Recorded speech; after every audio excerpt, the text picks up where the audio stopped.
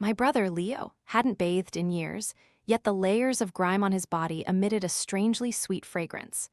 My entire family depended on it to earn a living, carefully doting on him. He was smug and didn't realize that the source of that intoxicating scent was, in fact, his own flesh. And behind our shed was the brand new meat grinder my mother had just bought. My brother, Leo, was a true game addict. For over a decade, aside from eating and personal hygiene, he absolutely never stepped foot out of his room. It got to the point where he couldn't even be bothered to go to the bathroom anymore, simply using a chamber pot. As for bathing, I couldn't remember how many years it had been since he'd touched water. Strangely, despite the mountains of waste, his room never smelled foul. On the contrary, it exuded an odd, sweet aroma, just as the ancients described as noble scent. Thanks to this scent, my parents opened an incense shop in town. Business flourished, with even large city companies placing orders. Soon, our family became the wealthiest household in the village. I knew it was all thanks to my brother, so our whole family indulged him. Mother devised all sorts of delicious dishes to cook, because the fatter he got, the more scent they could harvest. By the time I graduated from university and returned home, Leo weighed over 150 kg. He couldn't leave his room at all, struggling with every movement, needing someone to bring every meal directly to his table. Meanwhile, our family's business gradually declined. Many customers complained that the scent had changed, noisily demanding refunds. My mother worried herself sick, calling me home for help. But the production formula remained the same, so what was the problem? I took a sample for testing and received an unimaginable result. The fragrant smell didn't come from the scales on my brother's body, but from his very flesh. Every time Dad collected the scales, he would accidentally scratch his skin, which led to the misunderstanding of the source. Lately, Dad had been away on business, and Mom, with her weaker hands, couldn't scratch him deeply enough. The scent had changed because of that. After I explained, Mother suddenly sat bolt upright, clapping her hands like a madwoman. "We're saved. Our family is saved." That evening, I was sent into my brother's room to collect the raw material. As soon as I stepped inside, a foul stench assaulted my nose. Rubbish was piled everywhere, the walls smeared with clumps of dried snot. Besides a few crumpled anime pillows on the bed, the entire room was an unbearable mess. "Why is dinner so late today? Trying to starve me to death?" I quickly carried the tray of food closer. Leo grumbled, "Mom's sick, and you're not used to cooking. The table is full of dirty stuff." Just as I reached out my hand, he spun around, snarling, "Who told you to touch my stuff, huh? Useless." I stumbled back a few steps, and the soup on the tray spilled all over the keyboard. "I'm sorry, I didn't mean to. Let me wipe it." Before I could react, he stood up, grabbed the entire keyboard, and slammed it straight into my face. "Are your hands crippled? You damn useless idiot. You can't even do a small thing right. Call that old hag in here now." Dazed, I stumbled back against the wall. My brother, over 150 kg, was stuck in his chair and couldn't stand up, so he threw the ashtray at me instead. "Trying to hide, huh? Without me, where would you get the money for school? And you dare dodge?" As he finished throwing everything on the table, my mother rushed in, breathless. "Oh my God, my darling child." She hurriedly stepped over me, knelt beside my brother, and angrily asked, "What's wrong? Why hurt people like this?" I bowed my head, watching drops of red fall onto my nose, realizing my forehead was cut. In a fit of rage, my brother curled up, not letting Mom touch him. It had been like this for years, and now with the family in debt, they were naturally even more afraid of him. Mother turned and forced me to kneel by the door until my brother's anger subsided. I stayed there until dawn, finally seeing Mother carry out a few pieces of dead skin. As soon as she closed the door, the fawning smile on her face vanished, replaced by a look of disgust as she glanced back. That look sent shivers down my spine. The next day, Father returned. Mother joyfully showed him the materials she had collected, but Father merely scoffed. "What's a few coins of compensation? I've negotiated a huge deal. They want to buy all our raw materials at once, offering a price that several generations of us couldn't spend. Why bother with more business? Let's use this money to move to the city and do whatever we want." Father spoke with an excited expression, but Mother's face turned pale. "The raw material for the scent comes from Leo. Are we to hand over a living person intact?" Father said nothing, only pointed to the storage shed. "There's a brand new meat grinder in there." I quickly covered my mouth, looking on with horror, but Mother showed no fear. Instead, she broke into a delighted smile. "This damned fat pig turns out to be worth so much. then I must quickly fatten him up for delivery. Watching their greedy eyes, I only felt a chill run through me. In front of Leo, they always acted like gentle parents, but behind his back, they wanted to take his life. I couldn't believe what I had just heard, and I went back to my room to pack my bags, intending to leave. But Mother grabbed my hand, stroking my cheek with a gentle look. Once we get the money, our whole family will move to the city.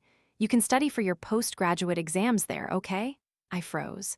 From childhood, Mother had always focused all her attention on my brother. At first, they didn't even support me going to college, saying girls should just stay home and cook. If Leo died, perhaps I would truly get to live the life I dreamed of. From that day on, Mother began to change Leo's diet. Those rich, greasy dishes were even mixed with weight gain medication. I felt sick just watching, yet my brother ate it all with relish. After eating, he wiped his mouth with his hand and pushed the rest towards me. "You eat this part, sis." Thinking he had discovered something, I was about to explain when he cut me off. "I won't tell Mom. Just eat it, don't be as bony as a monkey, it looks ugly." I stood dumbfounded for a long time before understanding his implication. He thought I was thin because I wasn't getting enough good food at home. My eyes stung, and I hurried back to my room. Actually, the relationship between Leo and our family hadn't always been this way. At first, he was thin and used to trail after me, telling me stories about school. Then, our parents discovered the secret of his body and imprisoned him indoors. They said road dust would dirty his body and spoil the scent. He tried to escape. They chained the door shut. To protest, Leo secretly took a bath. That day, Mother flew into a rage, scrubbing him all over with sandpaper until he bled. From that day on, my brother became addicted to gaming and grew cold toward the whole family. After that night passed, an indescribable sense of guilt gnawed at my heart. I began to subtly try to influence Leo, telling him he couldn't get any fatter, even secretly reducing his food portions. If he lost just a little weight, perhaps he would live longer. But unexpectedly, Mother found out.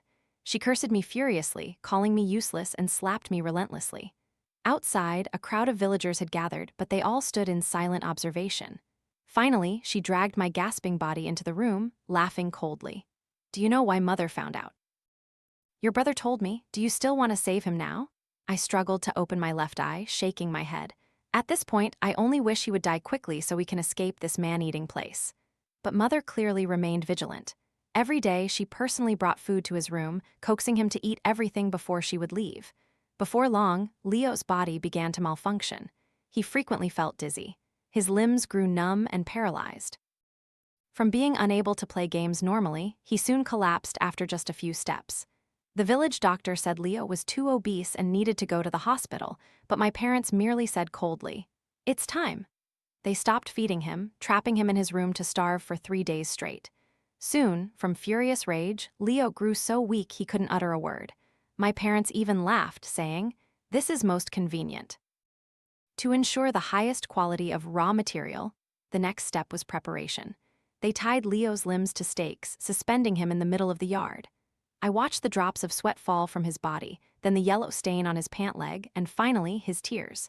In the middle of the night, he began to call my name. His voice was very faint. My room was on the farthest side, so I shouldn't have been able to hear it. Whether from guilt or fear, those few sounds haunted my ears like a curse. I couldn't bear it anymore, and I opened the door and walked out. Leo's eyelids drooped. The ropes binding his limbs had dug deep into his flesh. "Are you trying to hurt me, sis? You useless idiot. What did you tell Mom and Dad? Without me, you would have starved to death on the streets, you know?" Looking at his bloodshot eyes, I only felt repulsion. A moment later, the bedroom lights flickered on. Mother emerged, grinding her teeth, and began to beat him repeatedly with a stick. "This dead pig, what are you howling about in the middle of the night?" Leo had been hanging all day. Those few curses he directed at me had exhausted all his strength. Now, with the stick hitting his head, he could only gasp and whimper. Perhaps he couldn't believe Mother would treat him this way. His eyes remained fixed on her. Mother grew even more furious, hissing, "What are you looking at? Do you think you're an emperor? Flaunting your power over your parents for years, now it's time to pay the price." "What do you people want to do?" "What do we want to do?" Mother snorted. "When a pig is fattened, it's naturally time to slaughter it. Tomorrow morning, we'll send you on your way." With that, she turned and went back into her room. I looked at Leo's eyes, the layers of fat covering them, leaving only a tiny slit that sent chills down my spine. After the bedroom lights went out, I secretly loosened his ropes. I knew he wouldn't escape no matter what, but at least it would ease his pain. Perhaps heaven had eyes, and the retribution I would face later would be lessened somewhat. The next morning, our house was filled with the sound of firecrackers. My mother even hung red lanterns, usually reserved for Lunar New Year, outside the door. Villagers gathered to watch. Mother simply said she was happy about moving, but in reality, it was to cover the sound of the meat grinder. I stayed up all night, my eyes glued to the window, watching my brother in the yard. He no longer groaned, just stared blankly towards my window, muttering something. I was so afraid that I huddled in my room, continuously chanting, Namo Amitabha Buddha. The deafening firecrackers drowned out Leo's faint cries. When I stepped outside, the yard was empty. I tiptoed into the shed, only to see the clothes he had worn standing upright by the door. In the farthest corner, several plastic barrels were filled with red contents. I couldn't help but vomit violently. My parents poured those things into the grinder again, their hands deftly removing unnecessary parts. When everything was processed, they pulled out several glass jars. I crept closer, startled to find a thin, yellowish liquid seeping from beneath the grinder. It was the fat from my brother's body. The two of them whispered to each other, pouring the liquid into the jars and labeling them. I couldn't watch any longer and quickly ran back into the house. Leo was gone, but that scent lingered. It permeated every corner. I began to have endless nightmares. The smell felt as if my brother was still lingering nearby. Even when I hid in the closet, it felt like his body was pressing against mine. Sometimes I even thought Leo wasn't really dead. He was hiding in every room. Before long, Mother noticed my abnormality. She cooked me all sorts of delicious, nourishing dishes, causing me to gain several kilos. She even boasted about having found a house in the city. Does what we did count as murder? Mother flinched when she heard me, then walked over and patted my head.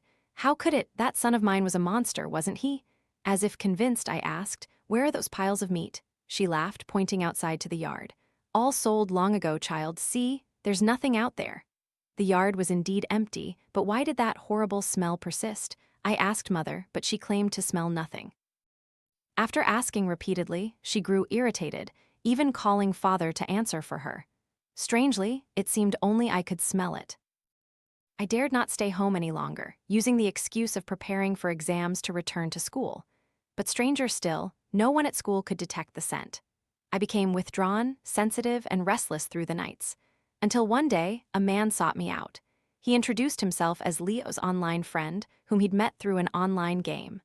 Online, Leo had presented himself as a university student, but he had used all my personal information. I intended to ignore him, but as soon as he saw me, he covered his nose. What perfume are you wearing? Why does it? In a flash, I felt like I had found a lifeline and rushed towards him. You smell it on me? He nodded, then suddenly asked. Didn't your brother also have this smell before? I froze, suddenly remembering Leo's whispered words before he died. It must be a curse. Leo must have cursed me, causing that strange scent to cling to me. We found a coffee shop and sat down. Through the stories told by John, my brother's online friend, I learned many things about Leo. It turned out Leo had always been worried about his body. He often mentioned this to his teammates in the game.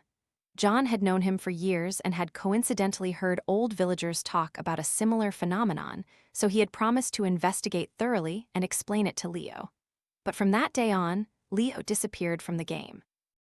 Worried that something bad had happened, John sought out the school Leo had mentioned. Sitting in front of me, he began to explain, your brother in my hometown's dialect is what we call a scentwood person. Seeing my bewildered expression, he continued, his body is like a scentwood tree, emitting a fragrance. The older it gets, the stronger the scent.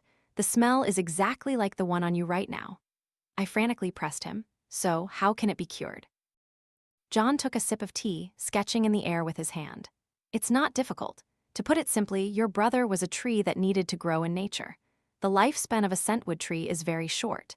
If it stayed outdoors frequently, the tree within would wither after a few years and the person would gradually return to normal. My heart sank. If only my parents hadn't used Leo's scent to make money, if they had allowed him to develop freely, perhaps it wouldn't have ended like this. My brother's tragedy, my whole family was not free from responsibility. John frowned, looking at me. He suddenly grabbed my wrist, carefully examining my fingers. Now you're like your brother, too. I leaned closer, noticing that the lines on my palms had turned into concentric circles, like the annual rings on a tree trunk. What is this? Since when did this happen? I frantically pleaded with him, recounting everything that had happened at home. John remained silent, his face growing paler and paler. "This isn't good, your parents are tricking you." I jumped, startled. "What could they possibly trick me about? My family has made money and Leo is dead." John looked me over, then suddenly asked, "After your brother died, did any oily substance flow out of him?" I suddenly remembered the glass jars from that day, and my heart filled with panic. "Yes, but wasn't that?" Before I could finish, he interrupted. John stood up abruptly. "That human oil is actually oil from the scentwood tree roots. Once a person ingests it, they will gradually be assimilated." He leaned closer, asking again, "What have you been eating lately? Do you feel like you're gaining weight?" My vision blurred, and I nearly fell over. Before coming to school, all the food I ate was personally cooked by my mother. She even insisted I eat every dish, and she prepared many snacks for me to take along. I thought it was her way of compensating me after Leo's death. Thinking of this, I quickly took the unfinished lunchbox from my bag and handed it to John. His face was stone cold, and he nodded slowly. My stomach churned, and I rushed out the door, vomiting violently. Leo died in exchange for a huge sum of money for them. It turned out they were still not satisfied. They wanted an inexhaustible money tree, so they set their sights on me next. That day, I had my stomach pumped and threw away all the food I had brought. I was about to find John to ask what to do next when I received a call from my mother. On the other end, she was crying hysterically, telling me to come home quickly. "Leo has come back for revenge. Your father is dead." I immediately caught a ride home. John wanted to come along, so I arranged for him to stay at a hotel at the edge of the village. All the way there, people around me whispered, their eyes constantly darting towards me, as if avoiding something unlucky. As I got closer, I distinctly heard their words. They must have offended something unclean. Such a horrifying scene, who knows what kind of demon it is? This family made money so quickly, who knows what immoral things they did? My heart pounded wildly, and I rushed home. But when I reached the gate, the bizarre sight before me stunned me. Dozens of ancient trees had sprung up in front of the house, their trunks leaning towards the door. From afar, it looked as if these trees had become spirits from the deep forest and returned to my house. Without time for fear, I pushed the door open and stepped inside. My mother was kneeling and crying in the yard, aged 10 years in just one night. I ran to help her up. "Where's Dad?" She seemed to have lost her mind, mumbling, "This is retribution," and pointing towards the shed. My heart sank. Though I had mentally prepared myself when I opened the shed door, I was still petrified. Where the meat grinder had been, a massive tree now stood. My father was cruelly strangled by vines wrapped tightly around its trunk, dead. I immediately understood the retribution Mother spoke of. After Mother and I buried Father on the way back, Mother suddenly widened her eyes and frantically grabbed me. "Can you smell it? Why is it so strong? Your brother has returned." I was startled, but then I also realized. It seemed that since I returned, the scent on me had faded. Now the entire village was filled with that fragrance. Mother seemed agitated. As soon as she entered the house, she closed all the windows and doors. She kept muttering, "It was your father's idea. Find him and then leave us alone. I've burned offerings for you, don't come back for me anymore." Golden paper money fluttered up with the wind. I didn't know if it would actually work. That day, everything was normal, as if it had returned to its original state. But at night, a rumbling sound suddenly echoed from the shed.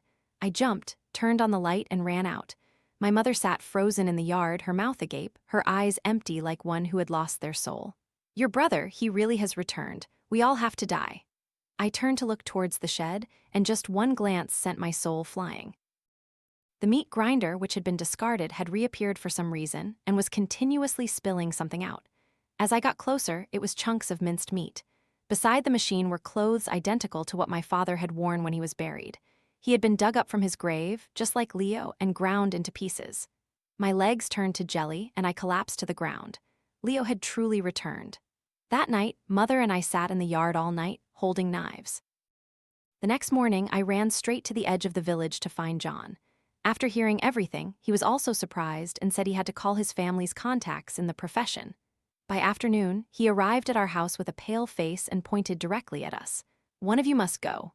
My mother froze, then quickly stepped forward and grabbed John's shirt. "What do you mean?" John pointed at the trees outside the door and explained, "These trees are drawn by resentment. Killing one person now won't be enough. You need to find one more person who willingly sacrifices themselves to appease the hatred." A cold shiver ran down my spine. I turned and saw Mother's ominous gaze. Mother, what are you looking at me for? You're not trying to push me out, are you? Mother's face suddenly changed, her voice muffled and terrifying. Years ago, if I hadn't raised you and sent you to school, our family wouldn't have been in this business. Your brother hates you the most. If you don't go, who will? I stared at her, stunned. I'm your own daughter. I raised you all until you were grown. It's time to repay me now. Hearing those words, my whole body trembled uncontrollably. I rushed into the kitchen and brought out the glass jars. You never considered me your real daughter? Tears streaming down my face, I smashed the jars on the floor. What is this? Tell me. Do you really love me, or are you planning to turn me into a monster like Leo to make money? I screamed like a madwoman, all my suppressed grievances erupting. My mother remained silent until the last moment, indifferently picking at her ear. What's with the screaming? Do you want the whole village to hear and be ashamed? I spent so much money raising you, and when it's time to use you, you can't even get it right. Looking into her emotionless eyes, my heart grew cold. Fine, I'll go. John tried to pull me back, but I shook my head and pushed him away. After quickly gathering a few belongings, I walked straight into the forest. What happens next? Will Leo come for me? I was about to turn back and ask John when my vision suddenly went dark. When I woke up, I was tightly bound to a tree trunk. John was squatting in front of me, his eyes fixed on his phone. Why did you tie me up? I struggled a few times, kicking my feet towards him. He slowly turned his head, then gave a cold smile. You're so naive. Did you really believe what I said? I was stunned. His face now bore no resemblance to his gentle demeanor from earlier. You lied to me. Everything from the beginning was a lie? Not entirely.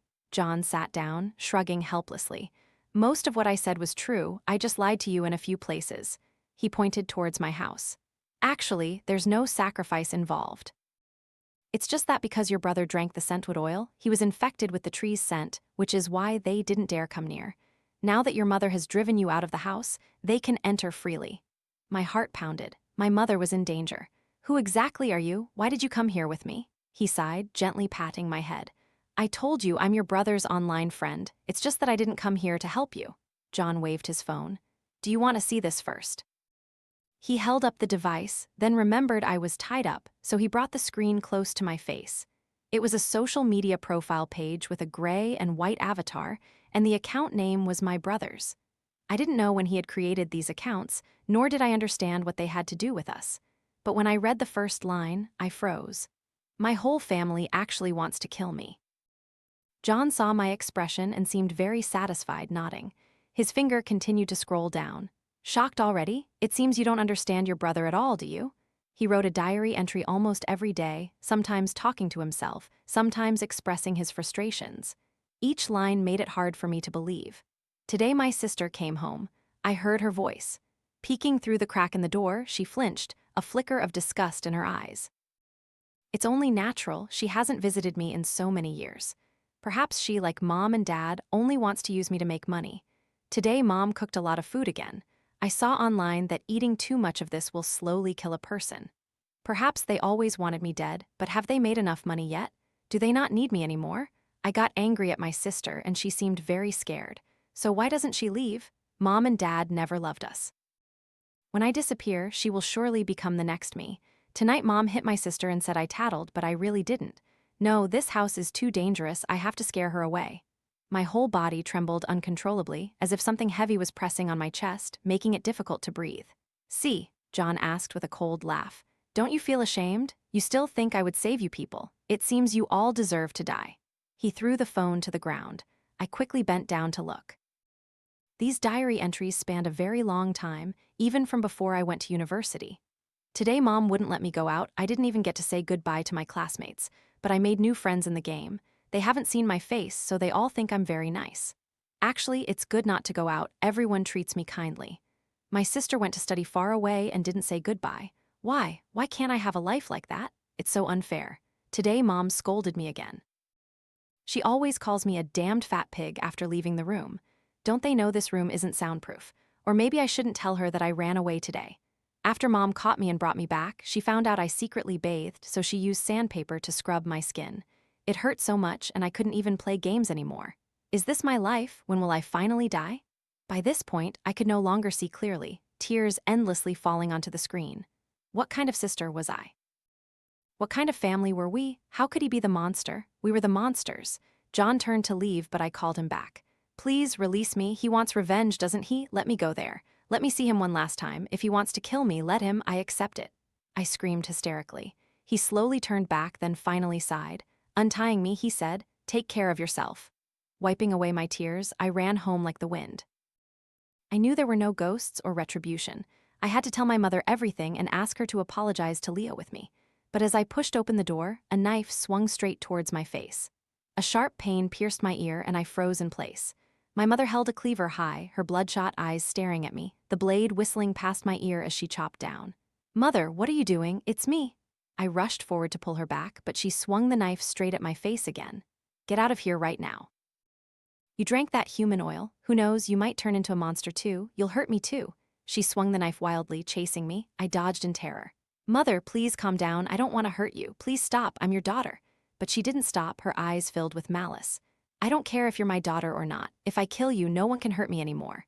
She lunged at me, trying to grab me. The sky grew dark. I rolled and dodged, then turned and ran frantically into the house.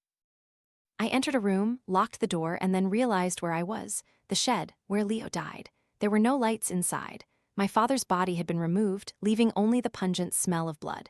My mother began to bang furiously on the door from outside, yelling as she pounded. "You drank that stuff. Even if you don't want to hurt me now, who knows if you'll mutate later. My daughter, come out here." I was so scared I huddled in a corner, not daring to go near the door. But she didn't stop. Instead, she used the knife to chop at the door lock. There was no escape. The old lock was already rotten and now began to crack. I knew it wouldn't hold much longer. It was ironic. When I first returned home, I naively thought that our family's good days were about to begin. Looking at the empty space behind me and the half-burnt paper money in the corner, I suddenly felt a sense of relief. Luckily, before I died, I could still fulfill a wish. I knelt in the empty patch of ground, slowly picking up a matchstick and some paper money. "Leo, I didn't treat you well." The paper offerings burned down, small flames erupting on the ground. I sprinkled another handful of paper money into the fire, sighing mournfully. "If only I had cared for you more, how much better it would have been. I realized everything too late, it's all my fault." Watching the flames slowly rise, I bowed my head to the ground. "Leo, I never hated you. I was truly foolish, I was just afraid. In the next life, please be my brother again. This time, let all those evil things come to me, I will protect you." As soon as I finished speaking, a choked sob made me unable to utter another word. As my head touched the ground, the large gate was smashed to pieces. My mother, grim-faced, rushed in with the knife, grabbed my collar tightly, and swung the blade down. But at the moment the knife was about to touch me, she suddenly froze, standing motionless like a wooden statue. She looked like a lost soul, standing still and staring at me for a long time. Finally, she suddenly spoke in a cold voice. "It's all right, Mother has to go now." Before I could fully comprehend, my mother went limp and collapsed to the ground. The flames behind me swirled high into the air, a warm breeze brushed my cheek, and a strange fragrance suddenly wafted by. I quickly covered my mouth. Tears streamed down my face, the scent around me gradually dissipating. Even the fragrance outside vanished without a trace. My mother slowly regained consciousness, looking at her hands in astonishment. "What's happening?" But she immediately understood. She grabbed the knife and lunged towards me. Just then, a deafening knock sounded at the door. "Don't move, police." On my way back, I had called the police. John had told me everything. There was no such thing as a vengeful spirit. It had all been orchestrated by him from the beginning. The trees that grew inexplicably were all brought and planted by people he hired. My parents were given tranquilizers and slept deeply day and night, naturally unaware of what was happening outside. But the villagers witnessed everything, and no one dared to utter a word. For years, my family's story had been the talk of the town. My parents' true faces, Leo's terrifying image at home. They had countless times discussed behind our backs that confining a child like an animal in the house was against moral principles. But my parents didn't care. Their business was raking in money, all they saw was profit. So this time, the villagers remained completely silent. A few days after Leo went missing, many netizens followed the diary entries, gradually exposing the truth. Everyone was outraged, spontaneously organizing to stop many people from around the area from punishing us. John was merely a representative among them. Initially, they only intended to fake Leo's vengeful return to scare my father. Unexpectedly, he lost his mind, slipped, and fell into a ravine, dying. That night, they again used tranquilizers to move the meat grinder back and tossed my father's clothes aside. The meat in the grinder was actually just wild boar. The police investigation concluded that because I provided extensive evidence and did not directly participate, I was ultimately declared innocent. My mother was sentenced to life imprisonment. As for John and the group of netizens, since they all used fake information and concealed their IP addresses, they were difficult to trace. The only clue was my testimony, but I was so deeply shocked that I forgot all the details. I don't blame them. Even without them, what my father did would have caused any coincidence to shatter his composure, and my mother perhaps had never truly loved us. After the case was clarified, the police also found Leo's body. The minced remains were taken by me for cremation. The plaintiffs demanded compensation. I returned all my savings and sold our house. The villagers advised me to keep a few things as mementos so Leo would have a path home, but I didn't want to. This house had hurt him too much. It was better not to return. But retribution quickly found me. Before long, that scent began to emanate from my body. I didn't seek John for a cure, choosing instead to go to a remote mountainous area to teach, carrying Leo's ashes with me. This scent makes me feel that he is always beside me. As for what the future holds, that is just my penance.